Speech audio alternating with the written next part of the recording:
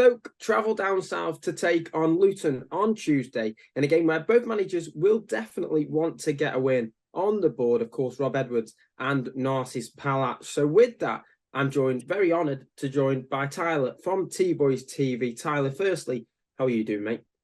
Yeah, I'm all good, mate. Obviously wrapping up warm, as you can see. Obviously, we've got Christmas coming up. Christmas jumper. Luton put them out in the club shop. Probably the only positive really at the football club at the moment, if I'm going to be honest. But yeah, generally, I'm all good. How are you? Yeah, doing good. I mean, Stoke might have a Christmas jumper. When I go back home, I'm going to have to see if I get one in all fairness. But with that, I know you mentioned about Luton, 18th in the table, 19 points. What is realistically, what is going on? Is there anything you can kind of say, well, it's just not working or It boils down. A lot of it is the tactics that Rob Edwards is persisting with. There was a lot of rumours last season, and he openly said it on the High Performance podcast, that he had a lot of conversations with Pep Guardiola, Jurgen Klopp. And I do think they played a massive part to thinking he's, obviously he's still a very young manager, but thinking he's better than he is, in my opinion. You got to remember, yes, he got us up, but at the same time, that was half a season. He just, if you watch his interview when we actually went up, he gave a lot of credit to Nathan Jones because, he was the guy who put us in that position. So then Rob Edwards just picked up the pieces, essentially changed up the style a little bit, and it worked. But yeah, in the end, the aim, if you're a newly promoted team, whatever league you're in, is to stay up. And we didn't do that. Yes, we had a lot of really bad injuries and we had to put on 16-year-olds on the bench in the Premier League and stuff like that. But at the end of the day, we failed. Let's be honest, we gave it a go, but it wasn't enough in the end. And I think, going into this season, like a lot of us as Luton fans, we kept the core of the squad. We expected to be up there, at least fighting for the playoffs again. yeah. And I just think the way of the style of play that he's trying to inherit, it's like a lot of teams nowadays. Burnley tried it last season, it didn't work in the Premier League. Southampton have tried it this season. It's that passing round the back type of football, and it's not working. And I can tell we had a lot of conversations with Pep. The way we're trying to play, I don't like the passing round the back. I think you're just inviting pressure onto yourselves. Playing like that. And there's just certain games where he makes a decision and you're like, what are you doing? Like we went to Sheffield United away and he put Jordan Clark, who's a midfielder, up front, who's not even a tall guy either, and it's just certain decisions like Hashioka, we signed him in January last season in the Premier League, got a lot of criticism, because there was the Bournemouth game where it was, in my opinion, the turning point of our season, Bournemouth away, and, he had an awful game, I have to be honest, he was all over the place, and he come in the Watford game, one of the rare games we've looked good this season, and he just looks so composed because that was his problem before. Obviously it's a completely different style. You half a season come into the Premier League, it's always going to be difficult. But he come in that Watford game, done really well. Sort of for me, cemented his place. But then we played Leeds away, which I weren't expecting anything. They'll go up however they go up, whether that's winning the league, second, or playoffs. I do believe that. We've only looked good in 2 games this season, but the players turned up for that game. And then we had a decent performance against Sunderland after. I shouldn't have really lost, to be honest. But other than that, it's just been awful. The games we've won, they've been so poor. And I don't mind, obviously you're not going to be having 10 out of 10 performances every game, but it's the fact that we're not even looking good. Like we're not even getting consistent run-ins either. Like a couple of 1-0 wins here and there. Like it's not consistent. And that's our problem. And a lot of it does boil down to the tactics. I do think a lot of it though is also, especially more when I think about it, a lot of players did want to go in the summer. Mengi was obviously a heavy one. Fabrizio Romano is obviously very reliable, as we know. Said he was on his way to Torino on like the final day, I think it was. And then something come into that, and obviously it's come out. He's now injured. He had to have an operation in the summer, but he didn't have it in the end. So it's all crazy, really. It sounds to me like it's just yes, Rob Edwards he got you to the Premier League, and obviously, unfortunately, he didn't stay up there. Does it just feel like in the club right now, you need something fresh coming in? Yeah, absolutely. Because I know a lot of Luton fans, that die hard, they'll support the team no matter what. And even they're saying to me, we need to change it up. We don't see where this gets better. I had Mike, who's a regular on my channel, when it comes to talking to people after the game. And even we done one outside Norwich, or inside the stadium, shall I say. And he was saying he don't see where it changes. He wanted him to go. He's not really a person that's like, yeah, get him out sort of thing. But he was saying, the Middlesbrough game, and giving on his post-match on the Middlesbrough game, it sounded like that was going to be the game. He said, I love this football club. And obviously I want the guy to succeed, but he's just doing the same things week upon week. There's always one thing in the lineup you look at and you go, well, why are you doing that for? It's even like Jordan Clark, he got suspended, and Clark's one of my favourite players. But I thought going into this season, he'd be a bit of a makeshift player, especially with the other midfielders that we've brought in.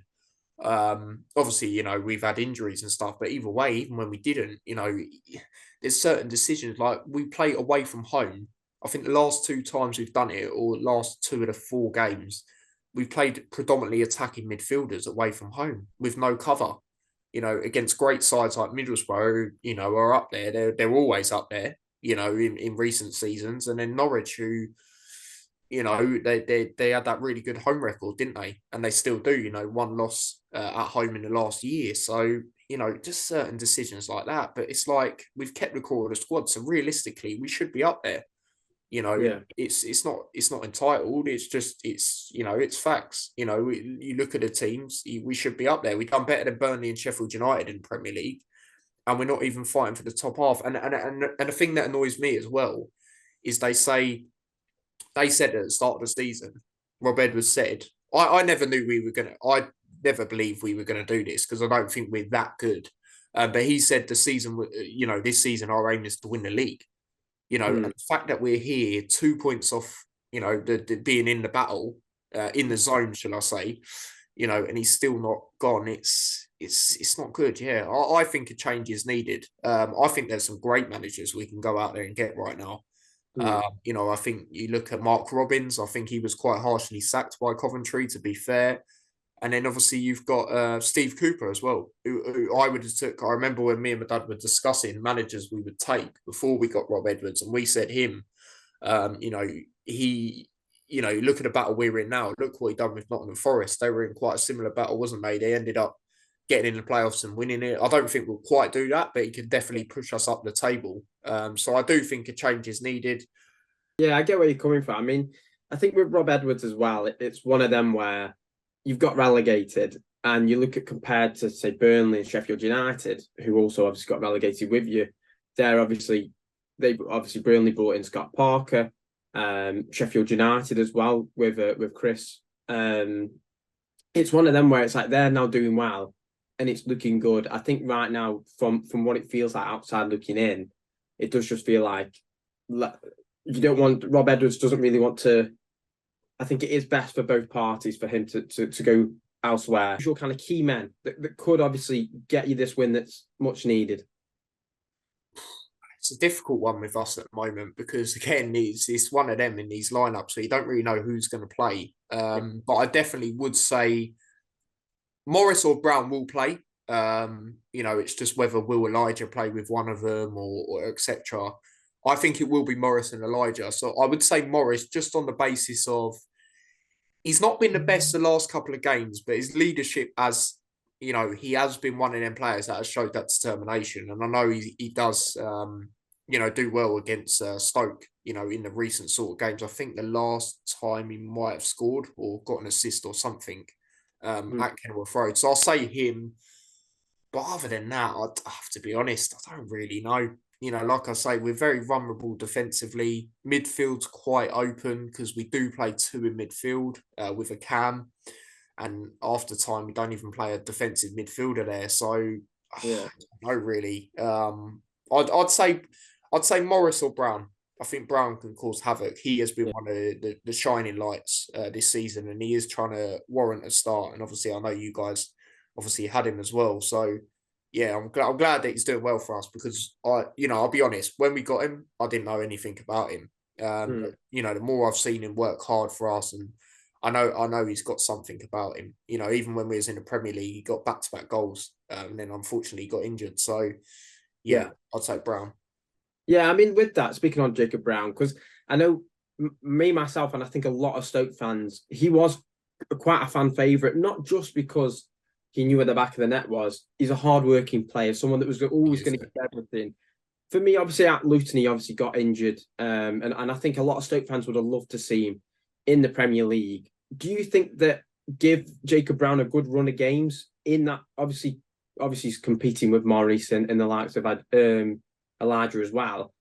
Do you feel like give him a run of games in the starting 11, he could start adding goals to his game even more? Yeah, I mean, I've argued that he should be starting over Elijah in the last couple of weeks. And the reason I say that is because especially Elijah and Morris, they're confidence players. You know, they're them sort of players where you get goal, they get a goal, they have the confidence to score again. And they do, well, more so Elijah. He does start the seasons quite slow. You know, and I think Brown, whether he's started or not, he's always made an impact. You know, the Watford game, to come on and score that goal that he scored, you know, what a strike that was. And like I say, I've always rated him, so I wouldn't mind it, to be honest. He's definitely the one, especially out of all the other strikers that you would say are the second options right now. He is the one that is knocking on the door behind Morris and Elijah. I say more so Elijah just because Morris is the captain, and I feel, you know, you need that leadership because we don't have any leaders really at the moment. It's like when we played QPR in the cup, I think the armband went around about 4 times in the game. Oh, what's going on? It's crazy. So, yeah, I think he definitely deserves a chance. Even if you chop and change between him and Elijah as the season goes on, I wouldn't mind that whatsoever. And we have done that, to be fair, in recent weeks.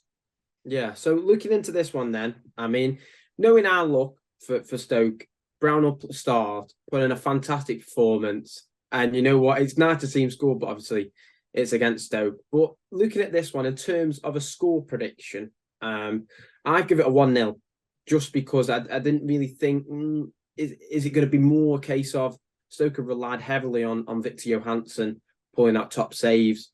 I saw the Swansea game, Kaminski, I'm pretty sure he was man of the match. A lot of in that game was from him. So for me, I don't think I'm going to see too many goals. There might be loads, but I don't think it's going to be the most entertaining. What do you reckon the score's going to be?